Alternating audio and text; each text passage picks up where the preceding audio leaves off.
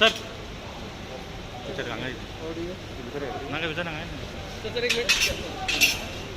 Sir, what is the purpose of visit today to Goa? Basically Goa के लोग इतना प्यार आम आदमी पार्टी को दे रहे हैं और जिस तरह दिल्ली के लोगों को एक अच्छी गवर्नेंस मिली है और उनको जिस तरह की सुख सुविधाएं मिली हैं, चाहे बिजली के क्षेत्र में हो, चाहे पानी के क्षेत्र में हो, चाहे क्वालिटी एजुकेशन हो, चाहे क्वालिटी हेल्थ सर्विसेज हो या डोर स्टेप डिलीवरी सर्विसेज हो, मुझे लगता है कि गोवा के लोग भी आम आदमी पार्टी की दिल्ली के मॉडल को पसंद कर रहे हैं। उसी गवर्नेंस को गोवा के लोग अब गोवा के अंदर चाहते हैं, तो उसी को आगे बढ़ाने के लिए उसी मुहिम को आज मेरा गोवा आगमन हुआ है। सर, आज आपका फिर प्रेस कॉन्फ्रेंस भी है, कोई मेजर हाँ, अनाउंसमेंट है? शाम को बताएंगे आपको जल्दी।